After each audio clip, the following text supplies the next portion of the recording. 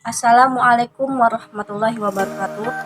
Salam sejahtera bagi kita semua. Salam Om Swastiastu, Namo Buddhaya, dan salam kebajikan. Saya Afifah Nurul Adah dengan NIM 877832353 akan melakukan praktik IPA simbiosis. Apa itu simbiosis? Simbiosis adalah hubungan antara suatu makhluk hidup dengan makhluk hidup lainnya yang terjadi pada suatu habitat tertentu. Simbiosis terbagi menjadi 3. Yang pertama yaitu simbiosis parasitisme. Apa itu simbiosis parasitisme?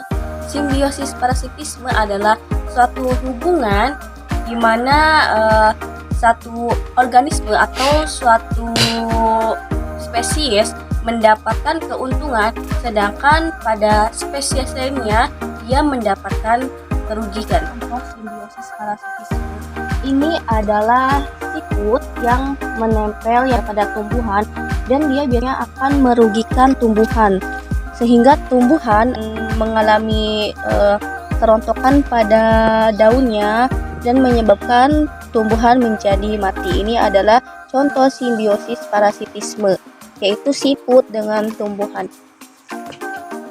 Yang kedua, pada contoh simbiosis parasitisme adalah hubungan antara kutu dengan kucing, karena kutu merugikan kucing.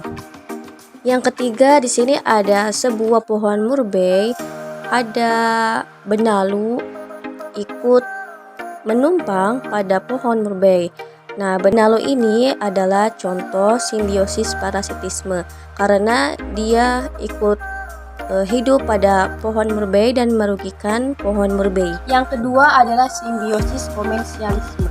Simbiosis komersialisme yaitu suatu hubungan di antara dua spesies atau makhluk hidup yang dimana satu spesies dia diuntungkan, sedangkan pada satu spesies lainnya dia tidak diuntungkan maupun tidak dirugikan. Di sini saya akan memberikan contoh simbiosis komersialisme. Nah, di sini ada vanili yang dimana itu tumbuh pada pohon mangga yang sudah besar. Nah, pohon vanili ini dia diuntungkan, sedangkan pada pohon mangga yang sudah besar ini dia tidak diuntungkan maupun tidak dirugikan. Dan yang ketiga adalah simbiosis mutualisme.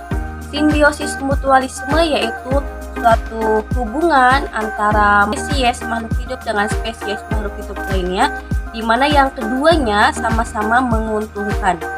Nah, contoh simbiosis mutualisme yaitu cacing dengan tanaman.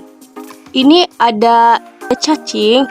Di sini cacing ikut bertahan hidup di tanah dan dia memberikan manfaat kepada tanaman sekitar karena cacing ini membantu penyuburan pada tanah karena dia membuat lubang pada tanah sehingga akar pada tumbuhan bisa bergerak dan menyerap udara serta air dengan baik.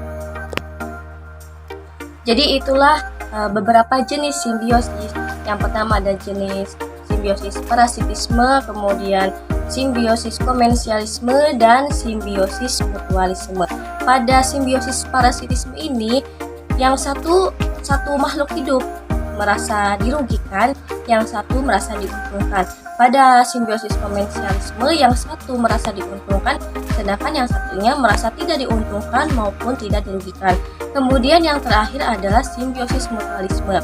Pada simbiosis mutualisme ini yang satu mendapatkan keuntungan dan yang satu mendapatkan juga keuntungan. Seperti pada contoh di sini simbiosis mutualisme, cacing dia mendapatkan tempat tinggal, sedangkan pohon mendapatkan tanah yang subur akibat